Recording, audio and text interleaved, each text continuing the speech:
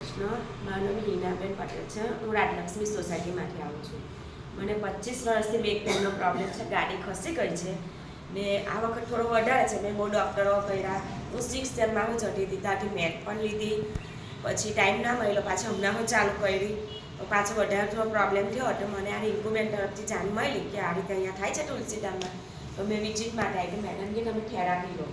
Therapy લીધી ને પછી મને ખાસો ફેર લાગ્યો, કારણ કે મારાથી નીચે નહોતું બેસાતું, બિલકુલ હમણાંનું તેવું થઈ ગયું. આ મારા ઘરમાં નાની બાળક છે, હવે એને ઊંચકવાની બધો પ્રોબ્લેમ. અહીંયા પછી મને એ બેક પેનનો પ્રોબ્લેમ સારો થયો જ. નીચે બેસાય છે, ઊભી થાય. અત્યારે મેં યોગામાં હું જઈ શકું છું, એ બેબીને રમાડું જ. ને બીજું કે મને આ હાથે નસ જોઈન્ટ થઈ ગઈ છે. બરોડા ડૉક્ટર બદલાયું, એમને ઓપરેશન કીધું. મારે કાલે દવા માટે જવાનું હતું. 2-3 દિવસથી મેં છે થેરાપી લીધી ને એથી મને આજે ખાસો બધો ફેર છે.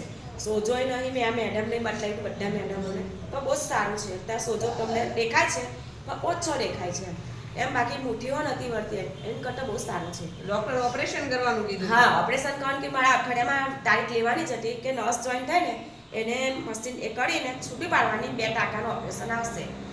પણ મને ખરા ટાઈમે ભગવાને એ બતલાવ્યું કે તમે થઈ જા તો સારું થશે. એટલે બધા આવો તમે લો સારું. મહેનત કાઢી રાજી મેટ લઈ લીધી પછી જાણ થઈ. અને એ મેટમાં ને આ મેટમાં બહુ ડિફરન્સ છે. રેગ્યુલર આવવું જોઈએ. હા, થેરાપીમાં રેગ્યુલર આવવું જોઈએ ને ટાઈમ પોતાના માટે કાઢવો જોઈએ. કે આપણે આપણા માટે ટાઈમ ના કાઢીએ, બધા માટે તો કાઢીએ છીએ પણ આપણા માટે તો કાઢવો જોઈએ ને. તો જલ્દી આવવાનું ને સરસ આપણે હેલ્થ થઈ જવાનું, બધાને લાવવાના.